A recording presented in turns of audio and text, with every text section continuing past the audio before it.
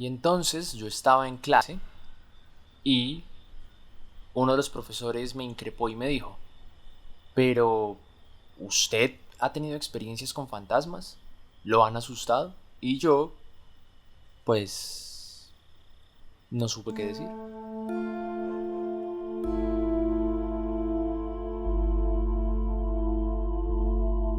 Bienvenidos a otra nueva bitácora audiovisual, bitácora de esta tesis. El día de hoy he tenido muchísimos problemas técnicos y por eso es probable que la calidad de esta bitácora contraste un poco respecto a la de las anteriores, a grandes rasgos porque tuve que cambiar de cámara, pero era eso o esta bitácora no salía y no quiero complicar más el día. Entonces, bien, como les comentaba en el prólogo de este video, surgió la pregunta, listo, yo en algún momento había tenido alguna experiencia paranormal y tristemente no. Tristemente, a pesar de que las he llamado o siempre me han interesado o me he querido mostrar receptivo a ellas, nunca he tenido una experiencia de este estilo. Y me sorprende si tenemos en cuenta pues mis lineamientos familiares y que el hecho de que mi bisabuela era una bruja y que mi abuela también tiene como cierta sensibilidad ante ese tipo de apariciones. En mi caso no. De hecho, muchas veces he estado en lugares donde me han dicho que son de una presencia espectral importante, pero nada, simplemente nada. Entonces, después de que el profesor me hiciera esta pregunta, creo que me dije a mí mismo que era el momento de ponerme a prueba, de entonces yo mismo buscar esas experiencias y mirar a ver qué podía hallar en el camino. Tenía muy en claro que mi límite, eso sí, iba a ser la Ouija. Supongo que porque, no sé, no está en mi interés. Y pues porque si bien, como ya lo he comentado antes, me considero agnóstico, creo que mi límite está ahí. Porque creo que aún hay ciertas creencias que sigo cargando conmigo, creencias propias de la religión católica, y como que esos avisperos no me siento listo para ponerlos a prueba y siento que mi límite estaba ahí. El punto es que le dije a mi jefe de ese entonces que si me ayudaba a realizar esta aventura, si me ayudaba a llevar a cabo esta empresa. Y él, ávido de este tema, me dijo que sí, que de una y que podía servir como contenido para octubre, para el programa que estábamos haciendo en ese entonces, que era Encerrados. Entonces, al final grabamos varias cosas y parte de ese material salió como una nota en el programa que nosotros pues estábamos haciendo. Pero pues también el día de hoy vengo como a hablarles un poquito, a expandir un poco más esa experiencia. Al final optamos por dos elementos. Uno, Los Niños Dulce, que es una leyenda urbana grandísima con la que cuenta la ciudad de Manizales. Y dos, poner a prueba qué tan cierto era que el canal Telecafé estaba embrujado. Entonces, la primera experiencia, el canal Telecafé. Este canal pues ya tiene, a día de hoy suma 32-33 años de emisiones constantes, y si bien la sede que hoy en día tiene en Manizales se inauguró más o menos entre el año 2003-2004, antes tenían otra sede cerca a la carrera 23 del centro. Esa sede dicen que asustaban un montón, que era una casa muy vieja. Yo no la conocí, no puedo opinar nada al respecto. Pero lo que sí han dicho de esta nueva sede es que cuenta con presencias extrañas. Esta sede, según nos comentan las personas que llevan más tiempo en el canal y que han vivido esta historia, que han pasado por todos estos procesos, este espacio se lo regaló la administración municipal al canal. ¿Sí? Este espacio durante muchísimos años fungió como bodegas o como fábricas. Dependiendo de la persona a la que le preguntes, pues la versión cambia. Muchos dicen que eran bodegas de carbón, teniendo en cuenta que la estación del tren, hoy en día Universidad Autónoma, sede principal, se encontraba a una cuadra de allí, entonces tiene sentido. Otros dicen que no, que era una fábrica de fósforos. Otros dicen que no, que en realidad se trataba de las bodegas de la licorera. No sé, nadie se pone de acuerdo. El punto es que este es un sitio viejo y del que incluso mirando fotos antiguas podemos darnos cuenta que es algo que ya tiene al menos la estructura original o lo que había en ese espacio antes ya carga por lo menos con sus 60, 70 años de antigüedad. Entonces, corría el rumor de que en el set del programa infantil se podía sentir la presencia de unos niños. Movían pelotas, movían cosas, había un columpio ahí con unas cuerdas pues que estaba colgado de unos, llamémoslo, tubos de la parte superior que eventualmente se movía. Si tú le preguntas de esto a un experto, lo primero que te va a decir es que los fantasmas de niños buscan espacios que sean así por este estilo, que les recuerde a cuando estaban vivos, ¿no? O sea, es como darles juguetes aún después de haberse ido. No sé, yo puedo decir que durante muchísimo tiempo visité ese estudio, estuve solo porque me tocaba montar, organizar luces y nunca pasó nada. De hecho es un sitio silencioso, calmado y adjudico a que cualquier movimiento que pueda haber en ese espacio se pueda deber netamente al aire acondicionado, que es bastante potente. Y ya está. Eventualmente sí puedo decir que en uno de los sets del programa infantil que hubo, que tenía ciertas pelotas, se podía escuchar por momentos como esas pelotas rebotaban al fondo, pero no sé, volvemos a lo mismo, podría ser el aire acondicionado que era bastante fuerte, o el tema del cambio de temperatura, porque ese sitio está siempre entre las luces y los fresneles calientes que dan luz al set y el frío del aire acondicionado. Temas de dilatación, expansión del calor, no sé. El punto es que estuve ahí un rato completamente oscuras, completamente en silencio. Estuve caminando por, digamos que la parte posterior de los backings, o sea, las paredes pues del fondo, y yo no vi nada más allá de desorden. Lo que sí está claro, y eso también me pasó tanto en este espacio como en los espacios subsiguientes, es que pues la oscuridad es muy tramposa y le gusta jugarte malas pasadas. Entonces la cabeza tuya se pone súper, ¿cómo decirlo?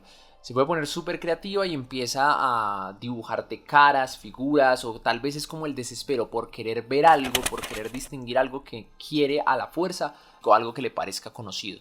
Yo realmente no sentí nada, revisamos las grabaciones y no vimos nada, estuvimos en el set donde dicen que asustaban, estuvimos en los pasillos y cerca a la oficina donde comentaban había un compañero que era bastante workaholic y que con el tiempo, o sea, había muerto y que su espíritu seguía ahí, que lo veían por las cámaras, que veían que caminaba. Estuvimos por ahí, no vimos absolutamente nada.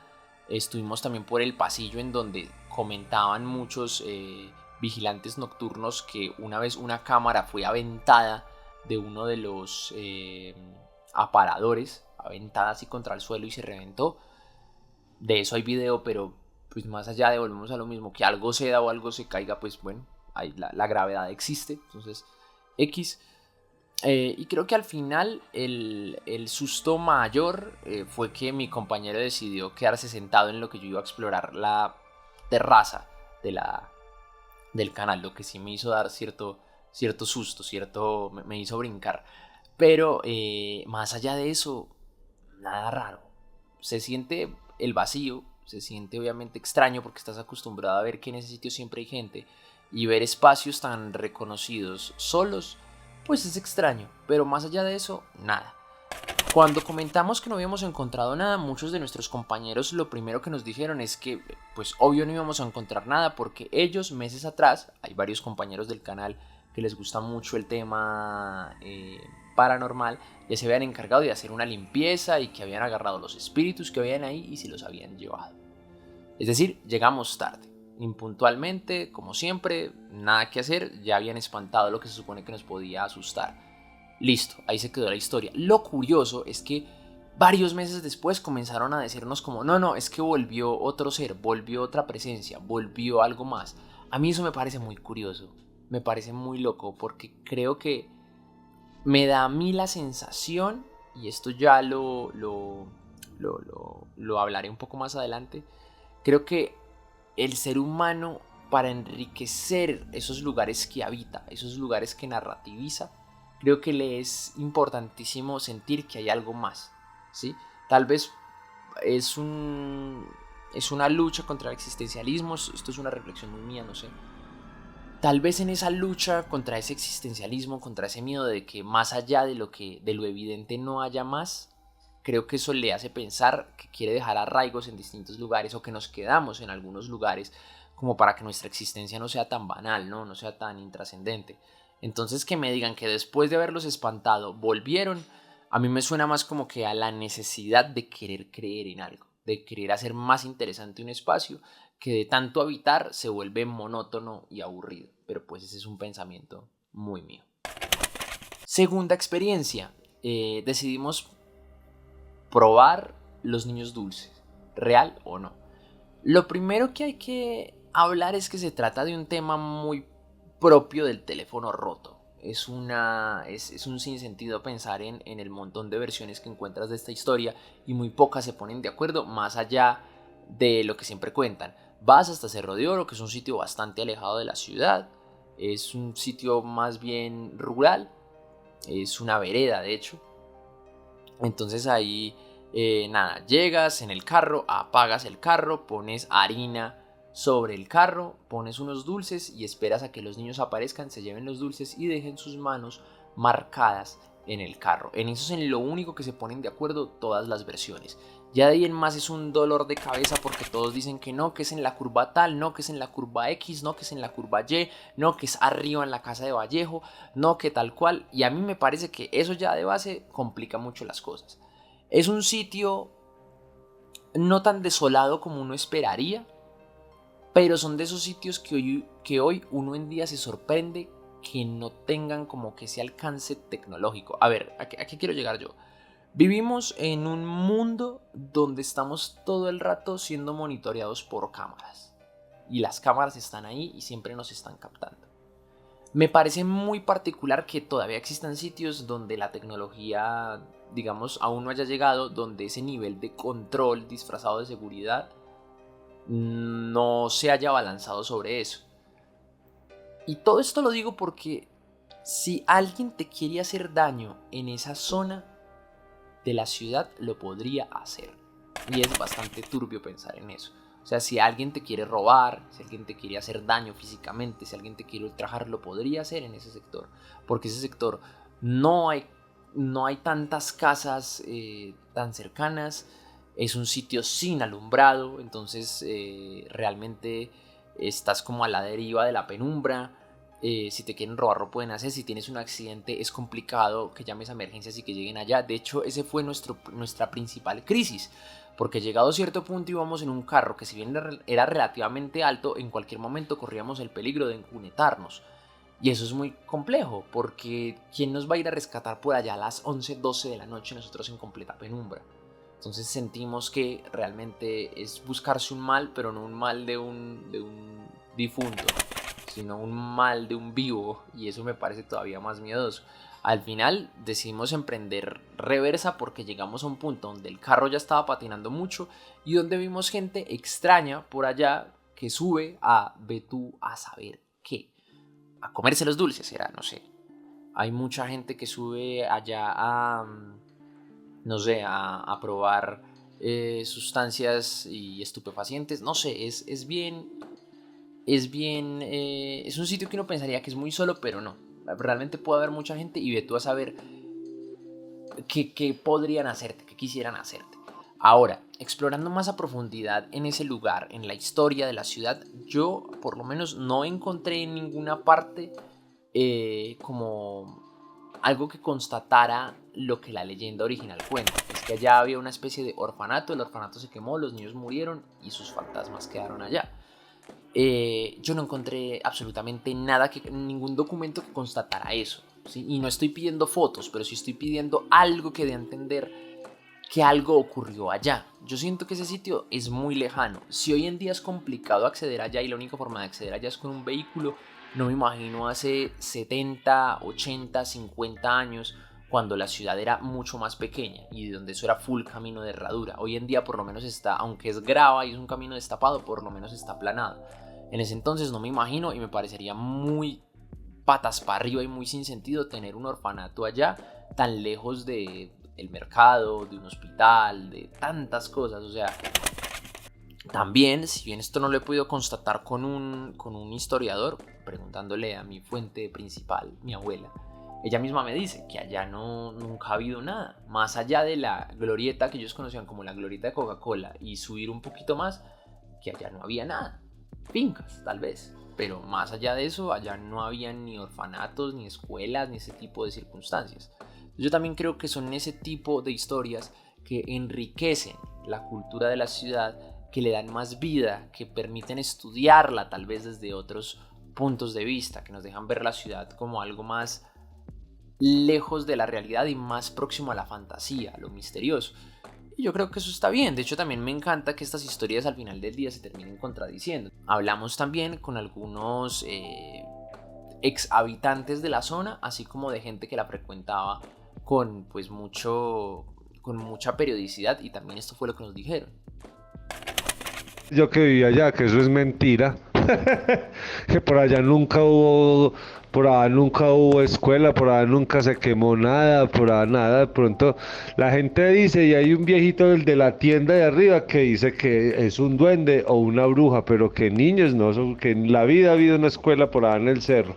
O sea, la vereda estaba allá, lo único que había es la escuelita allá, pero esa escuela es re nueva, incluso la cerraron por falta de niños, porque en esa vereda muy pocos niños han habido, y ahí para allá la siguiente casa que hay vereda es la Elvira, que queda allá en el páramo. Nosotros decíamos subir por ahí cada 15, cada 20 días, subíamos a dar una vuelta por allá por Niños Dulces. Y dejamos las motos guardadas, entramos y lo único que nos asustaba eran las, las estatuas que tiene el lugar, pero allá nunca pasó nada.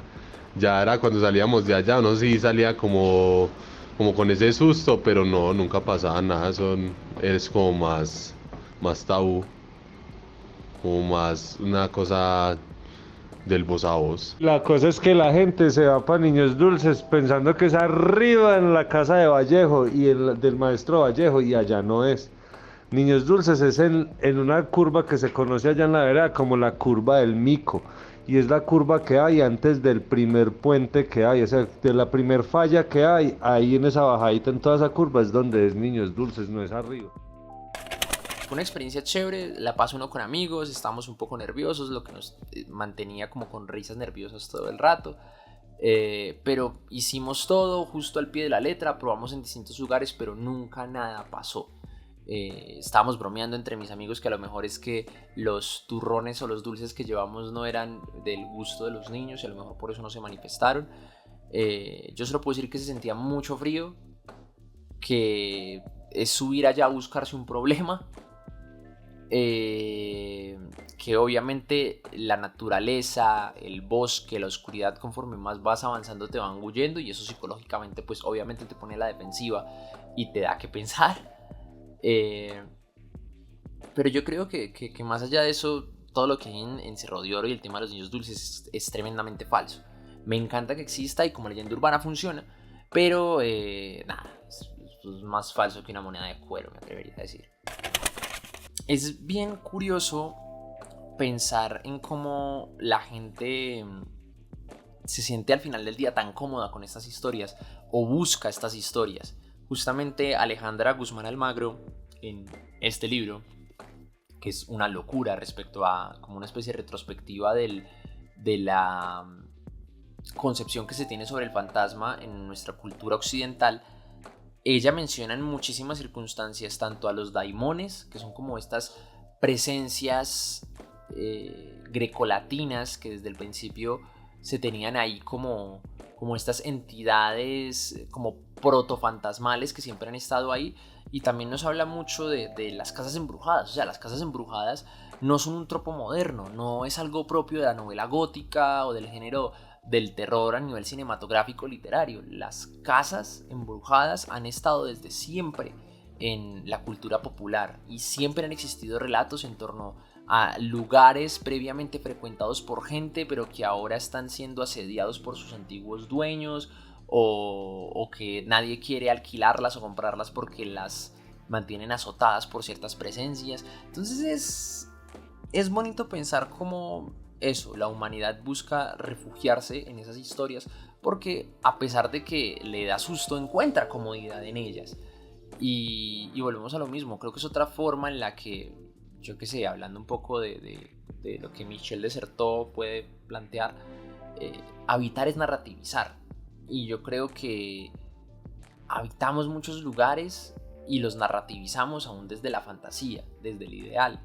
Y creo que también nos gusta pensar que los seguimos narrativizando aun cuando no estamos. Creo que es una reflexión bien existencial, bien metafísica, bien filosófica sobre nuestro paso por la tierra y por los lugares que frecuentamos. Y eso pues siempre me parece súper chévere.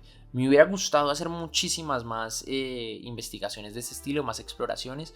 Por desgracia no se dio, pero pues quién sabe, tal vez en un futuro solo por morbo o por gusto tal vez busque otros lugares de este estilo. Manizales no tiene tantos como uno pensaría, pero fue chévere, fue divertido y es un plan poco ortodoxo para pasar con amigos. Hasta una próxima bitácora.